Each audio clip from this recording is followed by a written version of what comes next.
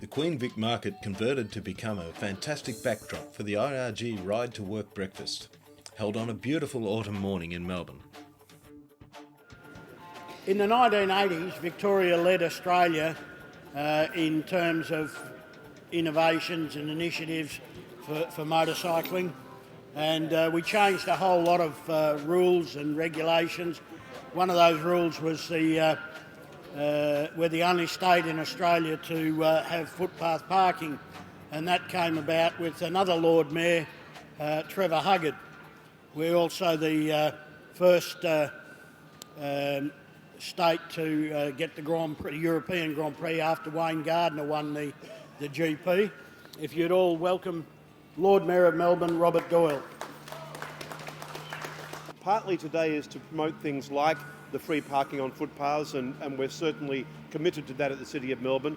We really like it when you park neatly, if that's okay, rather than all over the place like the Mad Woman's Breakfast. But it's normally the men and women like you who are the more experienced riders who actually do that. And the interesting thing is, in talking to Luke and also to Damien, the message we want to get across today about vulnerable road users, it's a message that you guys know very well because you're very experienced riders. But the younger riders need to be educated in the fact that they are vulnerable road users. I think initiatives like this from the Independent Riders Association and other motor bike rider groups is a great idea because it's really about safety in numbers on the road.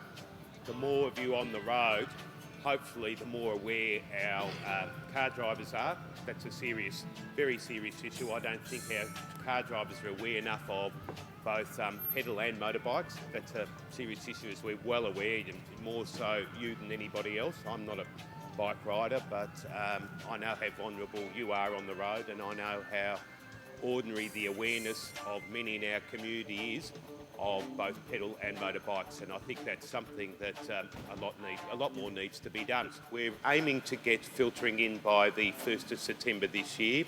A team in my office is working hard with the authorities to actually get this through and make sure it provides, I guess, congestion relief and a safer and more sensible way of riding bikes in traffic.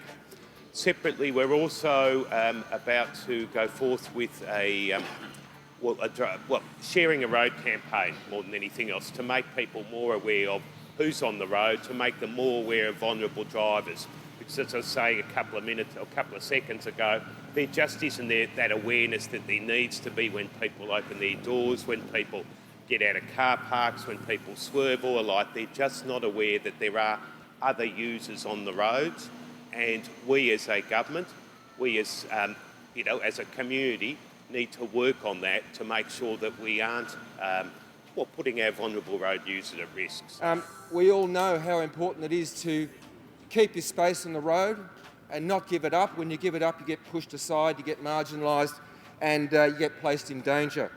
So in terms of public policy and planning, particularly over the last 20 or so years, we believe we've lost our space on the road, and we've lost our space in public policy and planning and in the share of taxpayers' money, to the extent that we're often regarded as a nuisance and an intruder on our own roads. And we're very pleased that that's changing, and we're about to take our space back on our roads.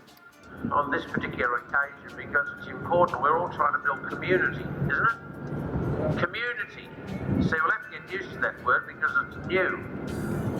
These gentlemen have been on about that all their professional lives and private lives. But I'm amazed it takes so long for us to understand that the vaccine to the virus is in fact building community.